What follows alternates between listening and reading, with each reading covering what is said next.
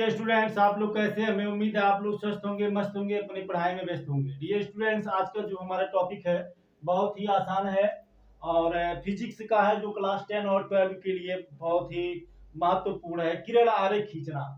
अवतल दर्पण की सहायता से किरण आरेख खींचना जब वस्तु वक्रता एवं फोकस के बीच है। तो चलिए हम आते हैं सीधे क्वेश्चन पर। तो देखो क्या है, पहले हम एक सीधी लाइन खींच लेते हैं इस तरह से। ये मान लीजिए हमारी सीधी लाइन हो गई, ठीक है। अवतल दर्पण है तो हम अवतल दर्पण बना लेते हैं ऐसे इस तरह से। ये हमारा अवतल दर्पण हो गया, ठीक है ना। ये हो गया हमारा अवतल दर्पण। ये हमारा दर्पण का ध्रुव हो गया, ये M1 और ये हो गया आपका M2, ठीक है। और यहाँ हम इसको ऐसे इस तरह से कर देते हैं, इसका मतलब हो गया लेप लग गया। अब मान लेते हैं कि ये दर्पण का फोकस है और ये मान लेते हैं दर्पण का ध्रुव है, सॉरी दर्पण का वक्रता केंद्र है। इसको आप यहाँ से ऐसे मिटा दीजिए, या नहीं चाहते हैं तो मत मिटाइए, कोई उससे कुछ नहीं होने वाला है। चलिए ठीक है, नहीं मिटाते हैं। नहीं तो आप सोचोगे कि क्यों मिटा दिए एक बार खींच के सर। चलो ठीक है, ये फोकस हो गया। ध्यान ये देना है कि दर्पण के ध्रुव से जितनी दूरी होगी फोकस की, उतनी दूरी होगी वक्रता केंद्र की, क्योंकि वक्रता केंद्र फोकस का दूना होता है। यानी अगर P से F की दूरी 2 है तो P से C की दूरी 4 होनी चाहिए, इतना याद रखिएगा। अब वस्तु कहाँ है? वक्रता केंद्र और फोकस के बीच है। तो वक्रता केंद्र और फोकस के बीच यहाँ मतलब कहीं भी आप वस्तु को ऐसे रख दीजिए। ये आपकी वस्तु हो गई। और अब यहां से, ठीक है ना, हमें क्या खींचनी है? वस्तु का प्रतिबिंब के लिए किरण आरेख। तो क्या है, हमारे पास तीन कंडीशन है। कंडीशन नंबर पहला है कि समांतर जाएगी, दूसरा है फोकस से जाएगी, तीसरा क्या है? तीसरा है वक्रता केंद्र से। किससे जाएगी?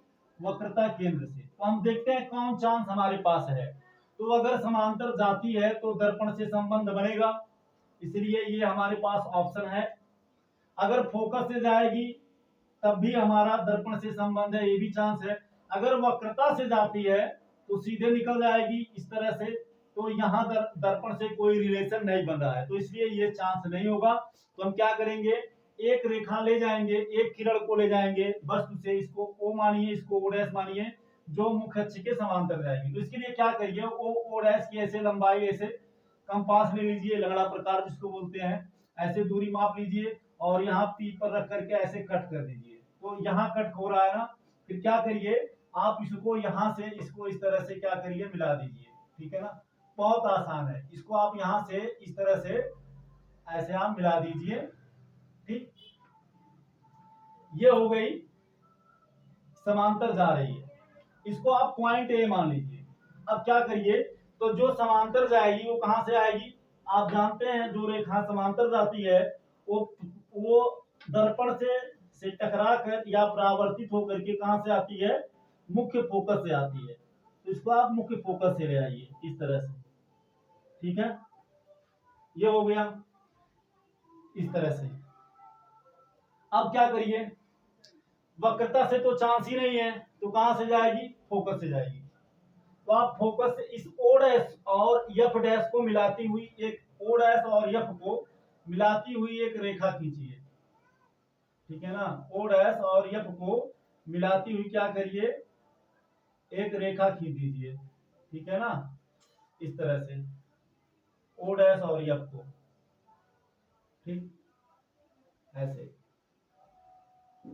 ठीक। तो यहां से जब आएगी तो ये मान लो ये पॉइंट B पर गिर रही है, तो अभी क्या होगा, ये मुख्य अक्ष के समांतर हो जाएगा। ये क्या हो जाएगा? ये हो जाएगा मुख्य अक्ष के समांतर, ठीक है ना। ये क्या हो जाएगा, जब जो मुख्य फोकस से जाती है वो परावर्तन के पश्चात मुख्य अक्ष के समांतर हो जाती है। तो मुख्य अक्ष के समांतर आप एक रेखा ऐसे खींचिए, ठीक है ना। यहां से ये निकलेगा, तो ये A हो गया, ये B हो गया। मान लो ये A, अब ये दोनों रेखाएं यहां पर काट रही हैं।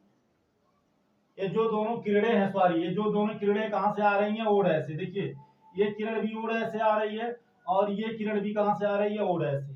तो ओ डैश का इमेज यहां बनेगा, इसको हम क्या मानेंगे, इसको हम मानेंगे आई डैश। क्या मानेंगे इसको हम मानेंगे आई डैश, ठीक है ना। तो ये हो गया हमारा आई डैश और ये क्या हो गया, आई हो गया, ठीक है ना।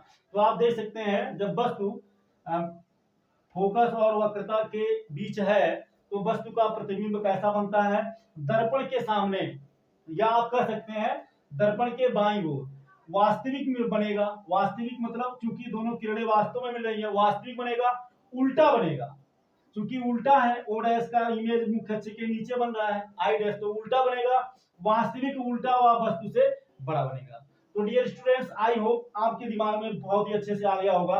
और अगर आपको कहीं पर कोई प्रॉब्लम है तो जरूर कमेंट करिएगा, या एक बार दो बार इस वीडियो को देख लीजिएगा और बनाने का प्रयास करिएगा। बोर्ड एग्जाम में किरण आरेख खींचने के लिए आते हैं, तो अगर आप इस पे ध्यान देंगे तो बड़े ही आसानी से 2 से 4 नंबर स्कोर कर सकते हैं। तो वीडियो आपको कैसा लगा जरूर कमेंट करके बताइएगा। फिर मिलेंगे नेक्स्ट क्लास में नेक्स्ट टॉपिक के साथ। Thank you so much. जय हिंद।